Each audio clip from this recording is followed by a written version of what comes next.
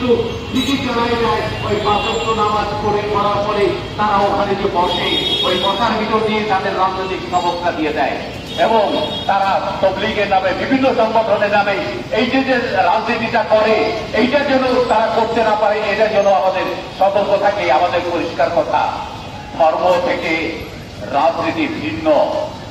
ধর্ম যার যার ধর্মীয় প্রতিষ্ঠানে ধর্মীয় অনুসারী যারা তারা পালন করবে। যেমন হিন্দু ধর্ম অবলম্বীরা তারা মুসলমানদের বাধা দেওয়ার কোন সুযোগ নাই। মুসলমান যারা তাদের ধর্মীয় অনুষ্ঠান পরিচালনা করবে সেখানে অন্য কোনো ধর্মের বাধা দেওয়ার সুযোগ নাই। বৌদ্ধ খ্রিস্টান সকলেই তার ধর্ম তারা পালন করবে, কিন্তু ধর্মের নামে যারা রাজনীতিকে এই মাঠে ময়দানে ছড়াই দিচ্ছে, ধর্মের নামে যারা গণহত্যা করছে, 71-এ আমাদের মুক্তিযোদ্ধাদের হত্যা করছে, 71 সালে আমাদের বাবুদের ইজ্জত লুণ্ঠন করছে, আমাদের দেশের ত্রাস সৃষ্টি করছে, বুদ্ধিজীবীদের হত্যা করছে। রাজনীতি চলবে, ছাত্রদের দাবি দেওয়া ভিত্তিক ছাত্র রাজনীতি চলবে।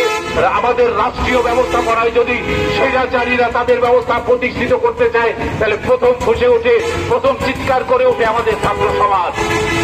এটা আনতে বাধ্য হয়েছে এবং সেই ধাক্কায় হাসিনা সরকার দেশ ত্যাগ করতে বাধ্য হয়েছে। আমরা বাম গণতান্ত্রিক জোটের পক্ষ থেকে বলতে চাই, আর যেন এদেশে এই ধরনের কোন স্বৈরাচারী সরকার ক্ষমতায় আসার সুযোগ না পায়।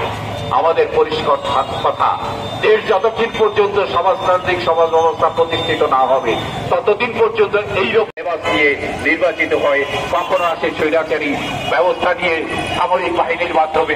যেভাবেই আসুক না কেন, যে কোনো স্বৈরাচারী সরকারের বিরুদ্ধে যেন আমাদের আন্দোলন সংগ্রাম সুতীব্র থাকে, এই আশাবাদ ব্যক্ত করছি।